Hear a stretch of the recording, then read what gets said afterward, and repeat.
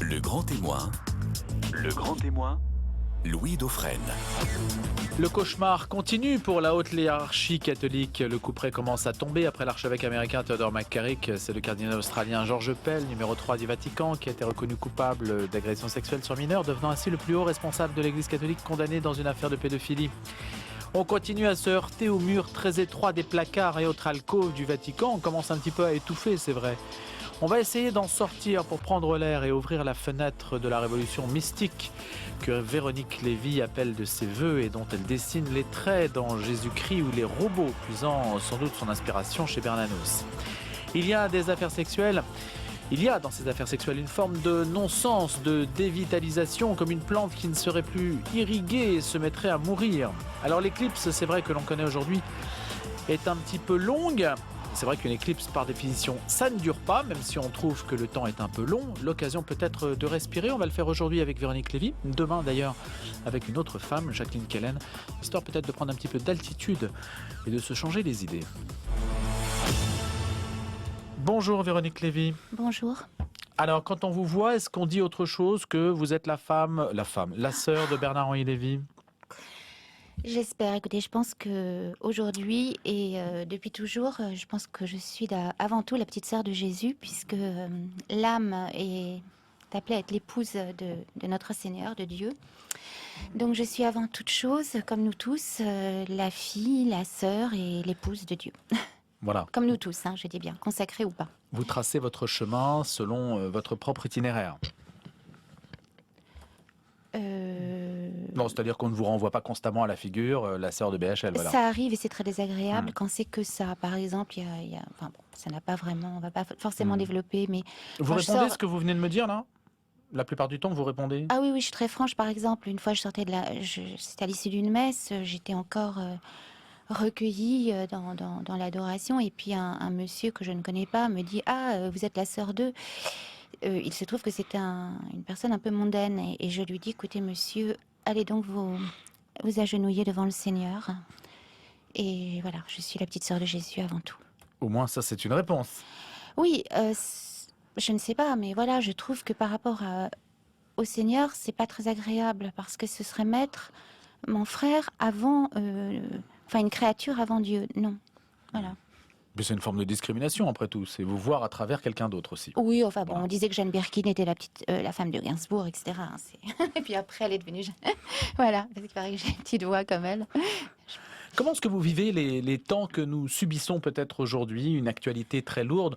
On se le disait encore à l'instant, sans vouloir épiloguer sur ces questions-là. Quand même, il y a peut-être un effet dissuasif pour beaucoup de gens qui ont un visage de l'Église aujourd'hui très différent de celui qu'ils auraient pu imaginer ou de celui qu'ils attendent. Oui, alors écoutez, c'est à la fois je suis dans une grande douleur, dans une colère et dans une grande confiance, dans une espérance. Moi, ce que je crains effectivement, c'est que certaines personnes, que tous ces scandales, c'est l'étymologie du mot scandale, c'est faire tomber, puissent détourner des gens de l'Église qui a la vocation, qui est le corps du Christ, qui a la vocation d'être sainte et immaculée, et qui l'est d'une certaine manière, parce que l'Église, comme disait Sainte Jeanne d'Arc, c'est l'Église de la terre, mais c'est l'Église du ciel. Et même dans cette Église de la terre, tous ces scandales ne doivent pas occulter ces saints prêtres, ces saints laïcs, parfois obscurs, dont on ne parle pas, ou dont on parle d'ailleurs, et qui sont proches de la sainteté, voire saints. Je pense à des figures vraiment très très populaires, comme l'abbé Pierre, qui n'a pas été évidemment ni béatifié ni canonisé, mais qui était très aimé du peuple français, qui avait une sainteté pour moi très incarnée, puisqu'il était très proche du peuple. Et avec toutes les manifestations des Gilets jaunes, je pense que c'est vraiment d'actualité, parce qu'il y a eu des prêtres aussi qui sont descendus dans la rue faire des chapelets, etc. Il y a Sœur Emmanuel, voilà. Et puis il y a tous ces gens obscurs, tous ces prêtres. Vous avez reçu, je crois la semaine dernière, le Père Vivarès, que je connais un petit peu. Il m'est arrivé d'assister à certaines de ces messes, et je sais que ce prêtre remet sur pied des gens qui sont en rupture sociale, en rupture familiales à la rue et qui les remet sur pied. Et l'Église a toujours fait ça, les soupes populaires, la compagnie des laveurs de pieds, enfin tous, les maraudes. Donc il faudrait peut-être un petit peu aussi que la presse dénonce, voilà, mais qu'elle mette aussi la lumière sur sur la sainteté de l'Église et sur tous ces gens qui constituent ce corps et qui sont vraiment exceptionnels, puis toutes ces personnes obscures. Mais il y a une chose, Véronique Lévy, on va vous dire, mais oui, mais la sainteté, ça ne se voit pas. C'est un travail. Alors peut-être que ça se voit dans des œuvres. Oui, c'est ça dont je précisément parle. celles que vous décrivez. Voilà. Mais pourquoi est-ce que l'intérêt humain se porte davantage finalement vers la transgression plutôt que vers la fidélité à un idéal? Pourquoi? Vous parlez de ceux qui la dénoncent ou de ceux qui succombent? Eh bien, un peu des deux. C'est-à-dire que ça se tient en fait dans une sorte oui. de l'un et l'autre se tiennent dans la mesure où l'un, c'est la transgression, c'est peut-être la faute, le péché, l'atteinte, et puis le public, c'est aussi l'attrait pour cette chose-là. Alors moi, je dirais deux choses. D'abord pour ceux qui succombent, c'est-à-dire que ces prélats, malheureusement, qui ont succombé à la transgression, qui est, comme la dénonce, enfin, comme on a parlé, comme l'a dit le pape dans son discours de clôture du sommet sur la protection des mineurs. La protection des mineurs. Alors, première chose, ce péché, cette abomination, parce qu'il faut l'appeler comme ça, c'est-à-dire l'innocence, moi j'appelle ça l'innocence crucifiée, l'innocence sacrifiée, pour moi c'est d'abord l'avortement. C'est-à-dire, alors évidemment, je ne jette non seulement pas la pierre, mais je pourrais même dire que je comprends les femmes qui parfois dans des situations absolument épouvantables, n'ont parfois, sont...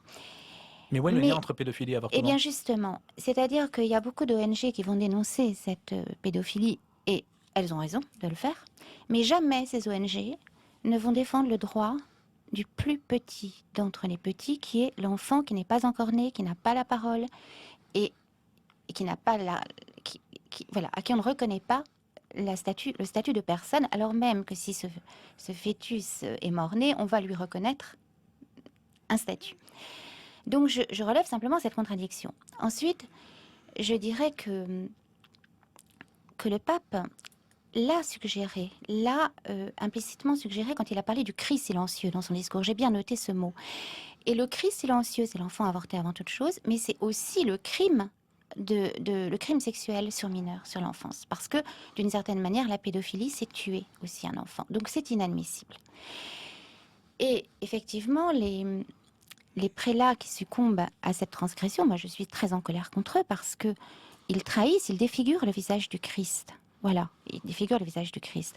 Et donc, la colère des personnes qui sont en dehors de l'Église et même des médias est tout à fait légitime. Et on peut même se dire que cette colère, c'est une manière implicitement aussi de reconnaître la vocation sainte de l'Église. Parce que si on ne dénonce pas la pédophilie peut-être autant dans d'autres institutions, c'est parce que l'Église est bien plus qu'une institution. Elle est le corps du Christ. Et ça, je pense que les médias, intuitivement, implicitement, attendent peut-être beaucoup de l'Église et le reconnaissent. C'est une façon, en fait, de reconnaître la vocation sainte de l'Église que d'attendre beaucoup d'elle et donc d'être plus exigeant quand elle pêche. En revanche, je pense qu'il y a quand même alors le mot cabale fait complotiste, mais une synergie d'informations, parce qu'il y avait des informations qui étaient peut-être connues avant, je ne sais pas, mais que tout explose en ce moment, et que l'Église, c'est aussi l'ennemi à abattre pour la société. Pour les lobbies de la mort, enfin, et de l'économie du gène, génétique, etc., de l'expérimentation génétique, tous ces lobbies, en fait, de la culture de la mort, eh bien, l'Église, c'est l'ennemi numéro un, parce que c'est le seul corps, et je préfère le mot corps à institution, qui se met en travers du rouleau compresseur du planning familial, de cette culture de mort, en fait. Elle s'oppose à l'avortement, elle s'oppose à l'eugénisme, alors pas n'importe comment, mais enfin, elle s'oppose au clonage, qui est quand même le viol du sanctuaire, c'est-à-dire vraiment de la chambre nuptiale. Vous en parlez d'ailleurs. J'en parle beaucoup parce que il y a aussi le clonage de la matière au CERN. Et d'ailleurs, je crois que il y a des dates qui coïncident avec la prophétie de Daniel et de l'ange Gabriel à Daniel, dans le livre de Daniel, du prophète Daniel et du livre de l'Apocalypse. Bon. Et expliquez-vous sur ce point de prophétie. Parce que Alors, vous faites un clin d'œil entre l'histoire biblique et l'histoire actuelle, et ce oui, serait eh ben, écoutez, la intéressant formule, de savoir ce que vous en pensez. en fait, c'est dans Daniel 12, les versets 9-12. En fait, disons que je vais essayer de retrouver alors. Sinon, on lira Jésus-Christ ou les robots, hein. Oui, Véronique Lévy, de toute façon. Ce que vous voulez dire, c'est que ce que l'on vit en ce moment, c'est d'une certaine façon inscrit dans une logique apocalyptique. tout à fait. C'est un peu ça. Oui, voilà, c'est Alors, ça. apocalyptique, ça veut dire, la plupart des personnes Alors qui nous non, écoutent c'est le dans le savent, ça veut dire c'est dans le verset 11. révélation. Depuis le temps qu'aura été aboli le sacrifice perpétuel, c'est donc dans Daniel 12, verset 11. Depuis le temps qu'aura été aboli le sacrifice perpétuel et qu'aura été établie l'abomination de la désolation, il s'écoulera 1290 jours. Bienheureux celui qui attend et qui parvient jusqu'à 1335 jours, en fait. Et la formule de l'ONU du 8 mars 2005, ne condamnant pas par principe les diverses formes de clonage humain, ouvre la liberté aux nations d'y contrevenir sans sanction, en fait. Vous voyez ? Donc, malgré les...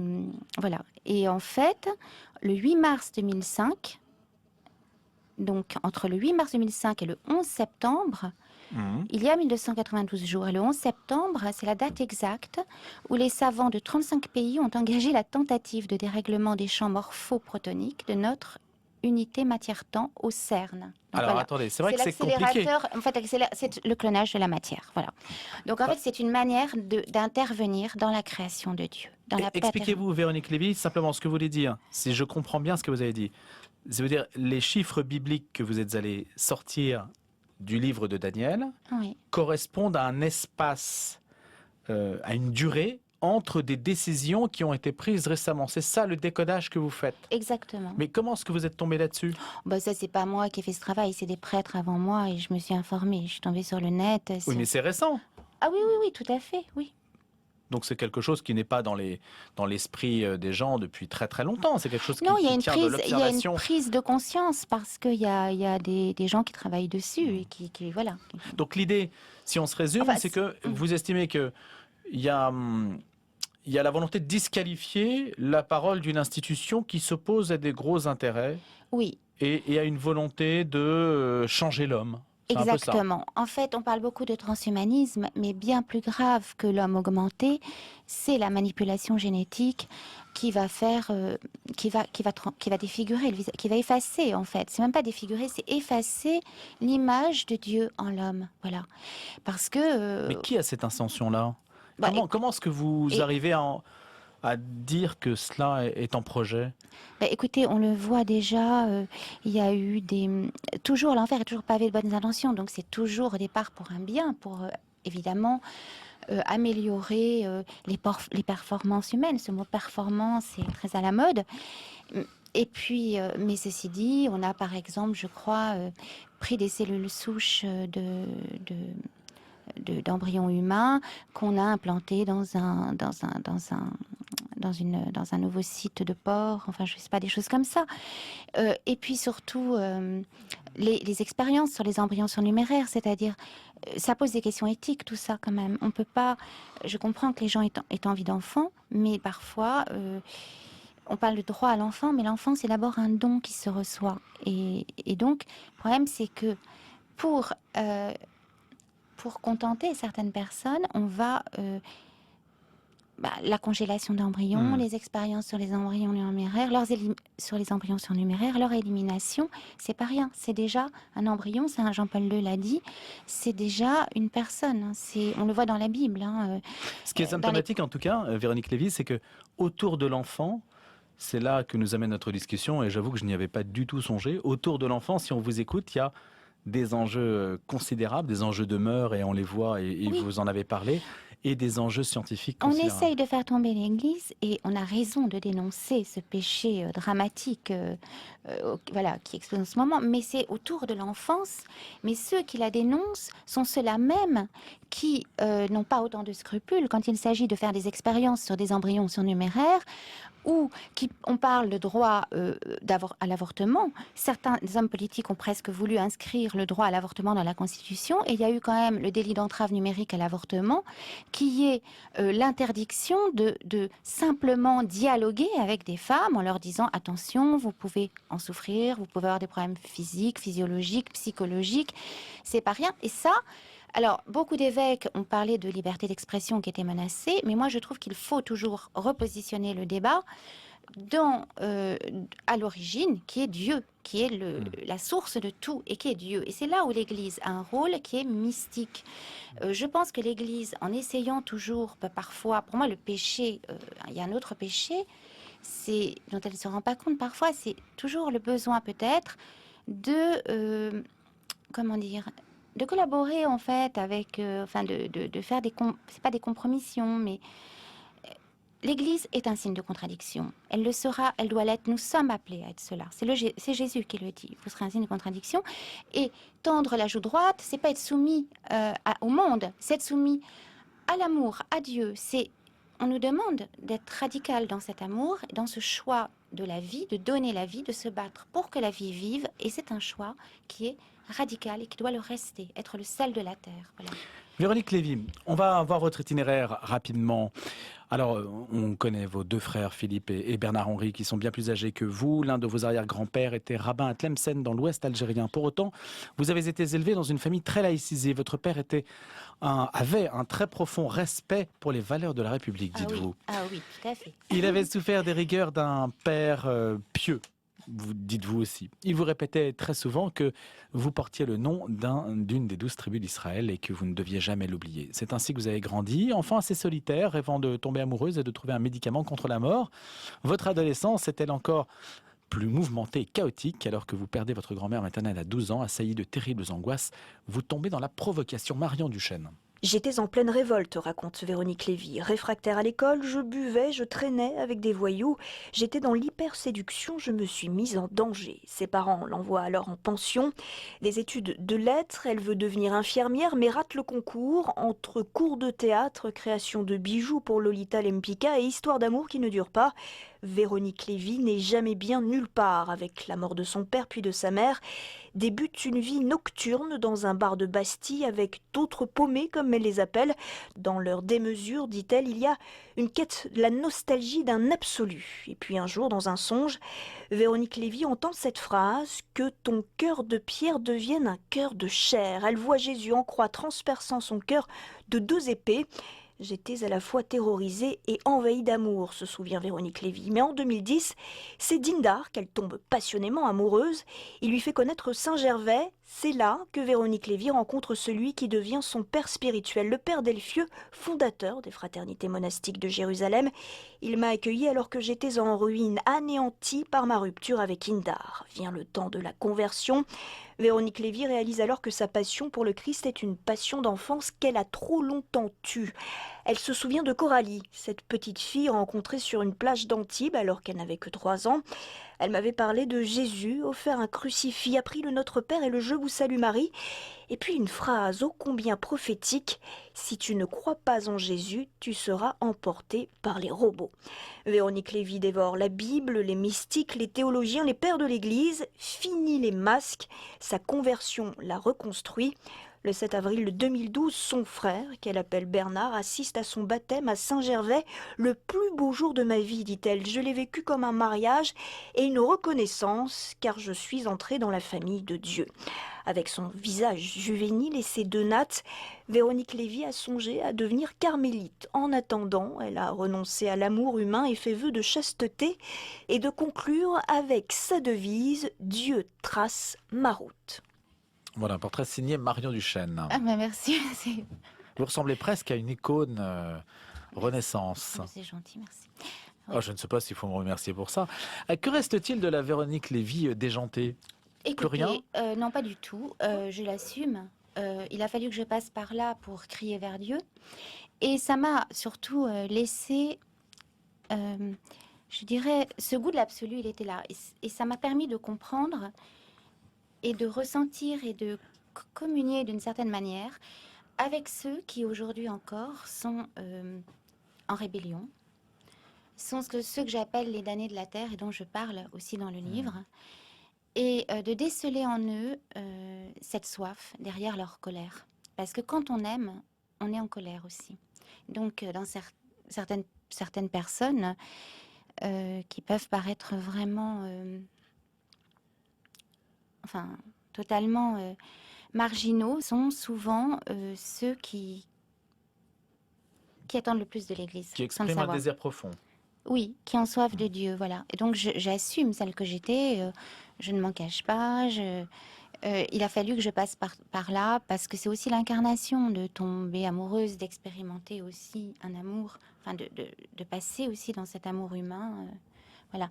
Et bon, il a été évoqué cet enfant qui m'a dit, si tu ne crois pas en Jésus, tu seras emporté par les robots.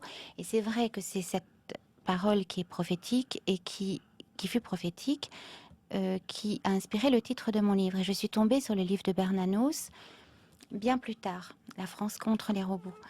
Et j'ai trouvé ça providentiel parce que dans ce livre, il évoque des sujets que j'ai évoqués dans le livre. J'ai lu le livre de Bernanos après avoir écrit le mien, en fait. Jésus-Christ ou les robots. Donc. Voilà. Cette phrase, quand même, elle est un petit peu insolite dans la bouche d'une petite fille. J'imagine qu'à l'époque, effectivement, ça a dû vous marquer. À l'époque, je ne me suis pas vraiment posé de questions. J'ai compris l'urgence de se raccrocher à Jésus. Le mot conversion, j'ignorais. J'avais 3-4 ans, donc je ne pouvais pas connaître ce mot de conversion. Mais j'ai bien compris que Jésus-Christ, c'était la vie, c'était la vie, c'était le sauveur. Voilà. Et petit à petit, le sens mystérieux de cette parole s'est révélé, mais après ma conversion, en fait. Et petit à petit. Parce qu'en fait, avant d'appartenir à l'Église, avant de demander le baptême, je me suis rendu compte de ça, je faisais déjà partie de l'Église. Sans le savoir ? Sans le savoir, et d'une certaine manière. Je me souviens que j'étais déjà adolescente, donc pas du tout dans l'Église. Un prêtre était passé à la télé, avait été invité à une émission. Un humoriste s'était moqué de lui. Et ça m'avait choquée, ça m'avait bouleversée.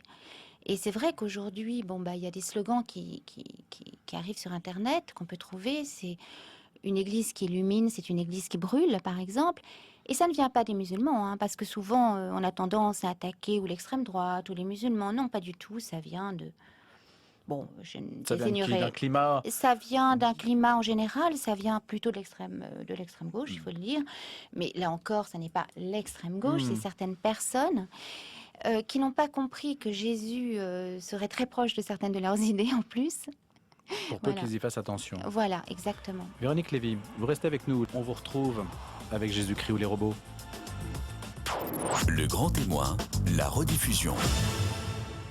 Véronique Lévy est avec nous ce matin. Jésus-Christ ou les robots. C'est vrai que le titre est un petit peu, comment dirais-je, curieux, parce qu'on pense à Bernanos, c'est ce que vous disiez un instant. Et puis, en fait, c'est une phrase que Véronique Lévy avait écoutée loin, loin, loin dans son enfance. C'était une petite fille qui lui avait dit, tout simplement, elle lui avait dit cette phrase. Elle lui avait offert un crucifix, elle lui avait appris le Notre Père. Et puis, elle lui avait dit... Si tu ne crois pas en Jésus, tu seras emporté par les robots. Résultat, Véronique Lévy, après une vie dissolue, s'est convertie en 2012. Dissolue, si, c'est vrai, non? Dissolue, non, pas dissolue, mais... un peu de bâton de chasse, rock'n'roll. Rock'n'roll, voilà. Écoutez, si vous préférez rock'n'roll. C'est différent, parce qu'il y avait quand même une forme de désir d'absolu. Et vous cherchiez un peu? J'étais entière quand même, voilà. Alors voilà, justement, vous étiez entière. C'est peut-être ce que vous diront d'ailleurs vos détracteurs, de dire Véronique Lévy, elle est un peu éclairée de l'intérieur. Aujourd'hui, elle se passionne pour le Christ. Avant, elle se passionnait pour autre chose. Est-ce que vous ne vivez que dans les extrêmes, en fait? Écoutez, l'amour du Christ, il a été de toujours à toujours pour moi.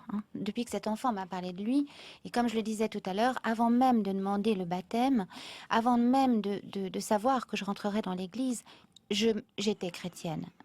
D'abord parce que c'est un accomplissement du judaïsme, mais du judaïsme biblique. Je ne parle pas du judaïsme talmudique, je parle du judaïsme biblique. Qui n'a rien à voir? écoutez, je rentrerai pas là-dedans parce que je ne suis pas, je suis pas une spécialiste, mais non, quand même, il y a des différences. Voilà.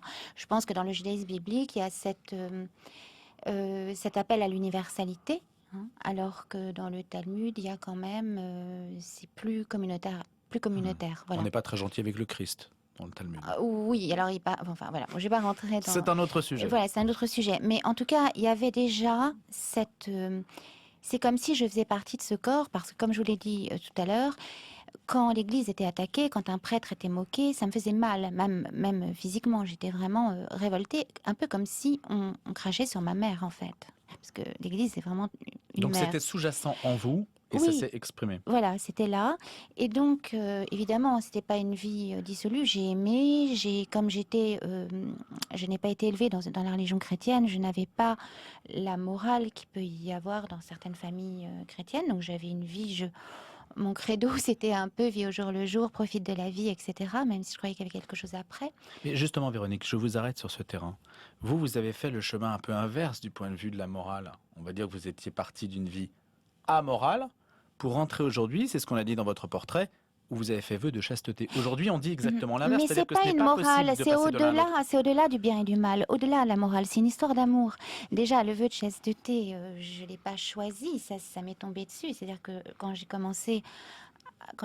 j'ai été baptisée et que je suis arrivée dans l'église, je me suis rendu compte que l'amour du Seigneur a pris mon cœur, ce qui ne m'empêche pas d'aimer les autres et d'aller vers les autres. Et au contraire, je suis encore plus donnée, d'une certaine manière, disponible pour les gens. Sauf que Mais pour nos contemporains, ça passe pour être une prison, alors ah non, que votre c'est une vie d'avant, liberté. votre vie d'avant Ah était oui. une liberté. Non, C'est l'inverse, vous voyez. Aujourd'hui, c'est l'inverse. Aujourd'hui, j'ai une vie je me sens beaucoup plus libre parce que je peux être pleinement avec les autres et parce que l'amour du Christ est un amour qui libère complètement. C'est-à-dire que il y a... En quoi est-ce que ça libère? Écoutez, c'est un amour qui est exigeant. C'est pas cuicui les petits oiseaux, hein. L'amour du Christ. Alors il y a eu le premier livre et le deuxième livre qui s'appelle Adoration, où il y avait vraiment, c'était la période de lune de miel. Mais ensuite c'est exigeant parce que quand on aime Jésus, quand on est tous les jours quand on communie tous les jours et qu'on va à l'adoration, il y a ensuite une exigence de vérité et un besoin de s'engager. C'est pas un besoin, il n'y a pas le choix. À un moment, on doit s'engager. Et donc, on est très connecté au monde aussi. On est d'autant plus connecté au monde qu'on est dans la prière. Et quand le monde est blessé dans les êtres, justement, les plus fragiles, et je parlais de l'avortement, mais on peut parler des guerres au Yémen, on peut parler, peu importe la religion des gens qui sont blessés, mais l'humanité, on a encore plus mal quand on est chrétien, parce que c'est ça, c'est que dans la figure de chaque personne blessée, et même dans celui qui est dans la haine, même dans celui qui va être le combattant du Christ, enfin celui qui va persécuter les chrétiens, Jésus est le visage du Christ est souffleté, défiguré, et on a mal à Jésus, on a mal dans le corps de Jésus est supplicié, on a mal, parce qu'on est extrêmement proche de... comment dire, greffé au cœur du Christ. Donc, quand l'innocence est crucifiée dans le monde, c'est-à-dire, je parlais de l'avortement, mais évidemment les victimes de guerre, mais aussi les bourreaux, mais aussi les ou de la bourreaux. pédophilie, parce que justement, vous avez Oui, fait ce lien tout à Bien l'heure. sûr. Assez inattendu, c'est vrai, je ne m'y attendais pas, on ne s'était pas du tout concerté sur cette question entre avortement, pédophilie, etc. C'est très proche. Sur ce rapport à Un l'enfance. pédophile tue l'enfant, oui. Je livre cette réflexion. Écoutez, à ceux moi, qui nous écoutent. je vais vous dire quelque chose que je devrais peut-être pas confier ici, mais enfin, ça calmera un peu les choses. J'ai été victime enfant Vous avez été victime. d'attouchements pédophiles, et c'était pas des prêtres, hein, voilà. Et donc, je sais ce que c'est vraiment tuer l'enfance. Enfin, il y a quelque chose qui se bloque voilà. Donc, Comment est-ce que vous en êtes remis? c'est un crime, la pédophilie, effectivement. Vous en êtes remis? Bien sûr, enfin, je veux dire, c'est avec le Seigneur. Voilà. Et justement, l'amour, la nuptialité, c'est-à-dire que le mariage entre un homme et une femme, c'est quelque chose de magnifique. Et c'est plus qu'un échange, c'est vraiment l'icône de la relation trinitaire. C'est qu'on doit vraiment se donner complètement, et c'est pour ça que le mariage est un sacrement. Et le vœu de chasteté, qui est un vœu privé, enfin, je vais même pas en parler, c'est vous qui l'avez évoqué, sinon je n'aurais pas parlé.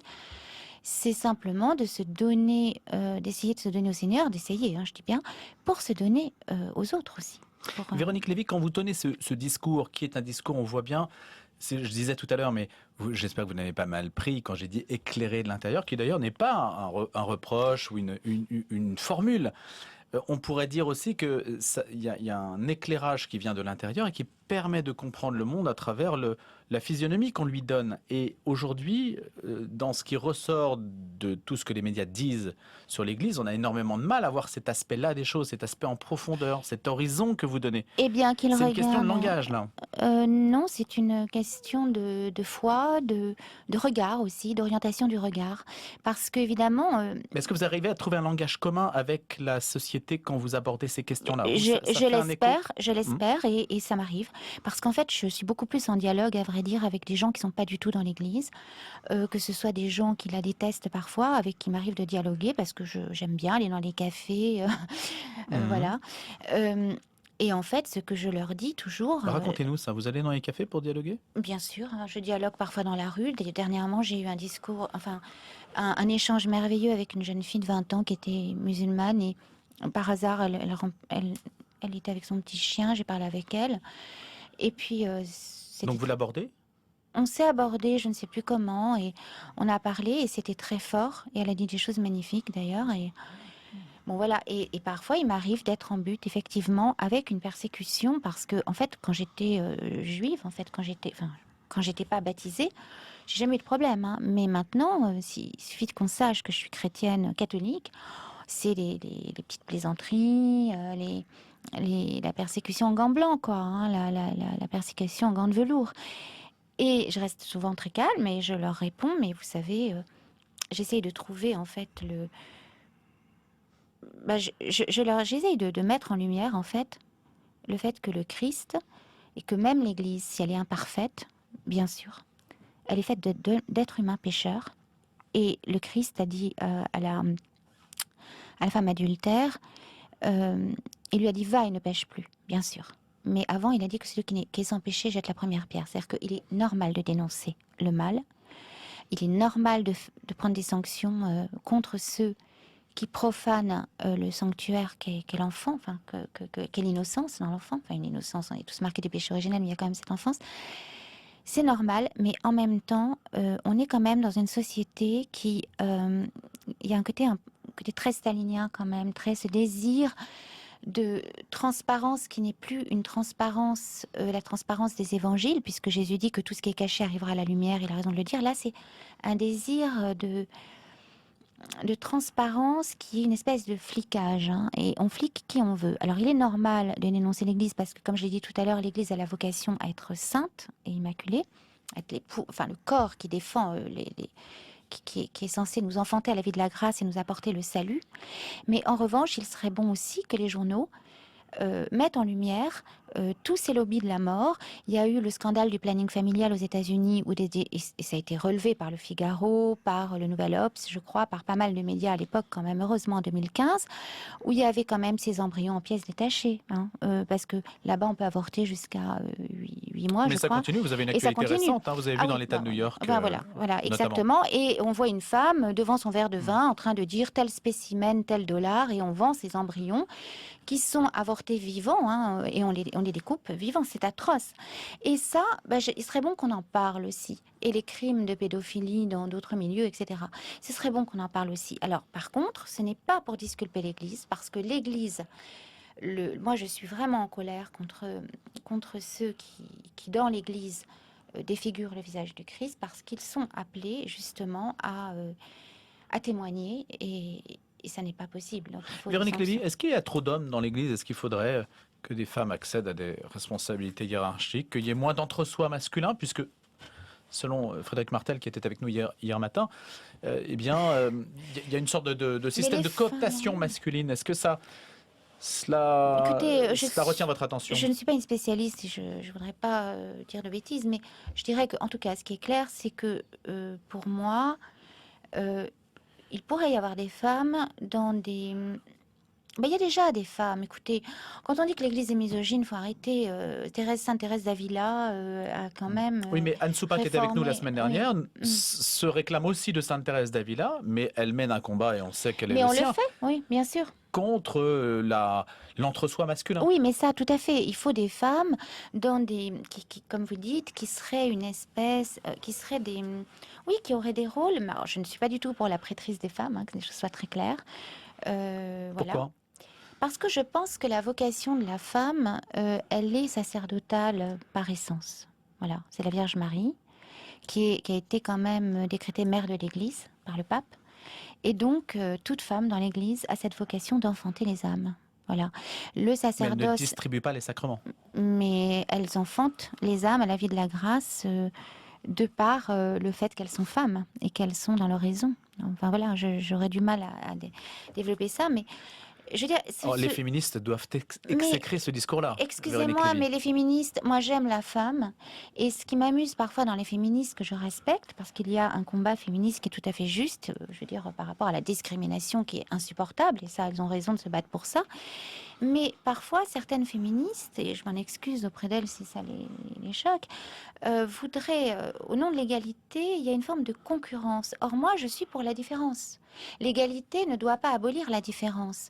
La nature est faite de millions de fleurs et toutes différentes. Et moi, je demande et je réclame le droit à la différence. Le droit... Mais précisément, le féminisme n'est pas différentialiste.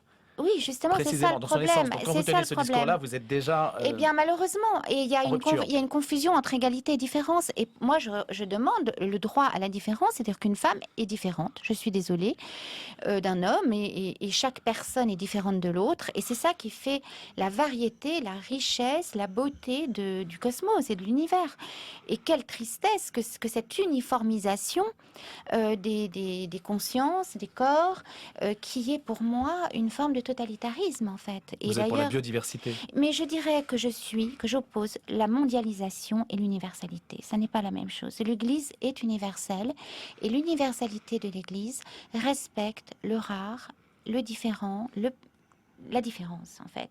Et donc aussi la nation. Voilà. Et la différence des êtres. Et quand je parle de différence des êtres, c'est la différence de ceux qu'on voudrait peut-être aussi qui dérangent, c'est-à-dire les handicapés, les trisomiques, les tout-petits et les nations. Alors je place ça sur des plans différents, bien sûr.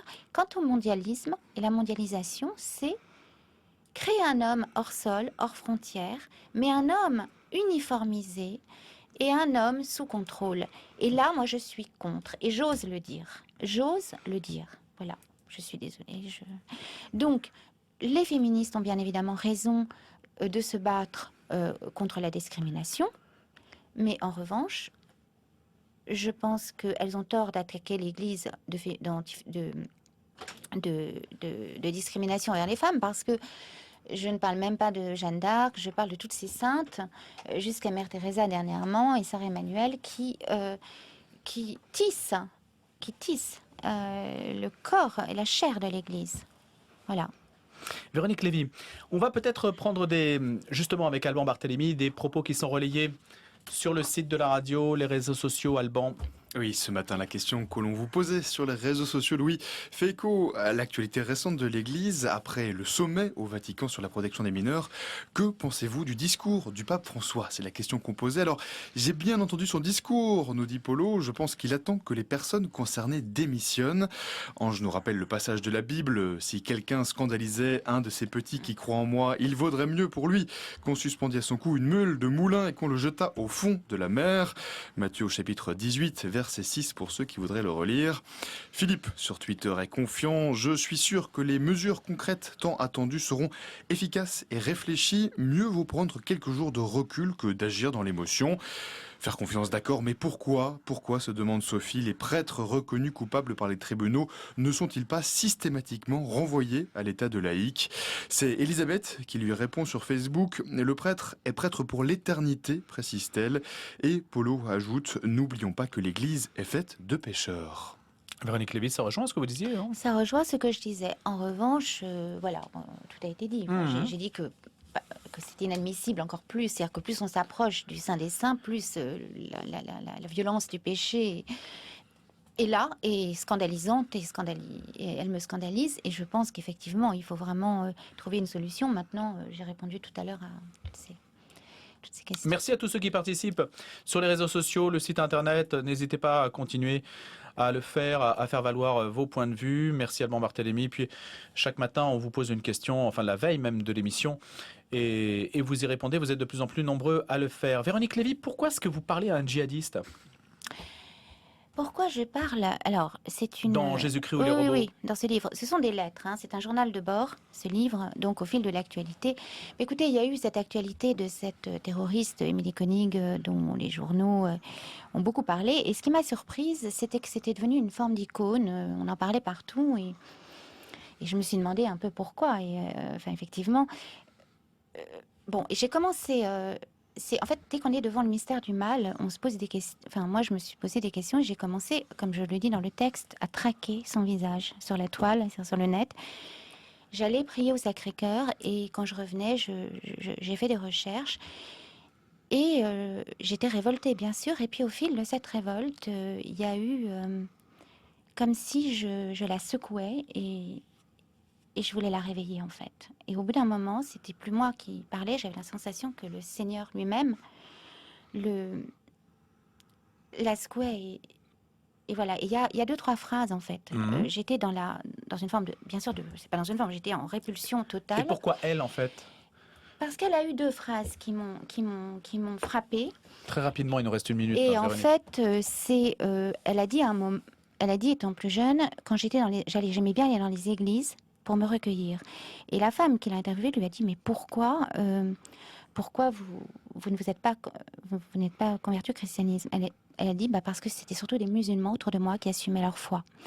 Et donc, le problème des djihadistes, en fait, c'était une façon aussi de poser des questions à la société.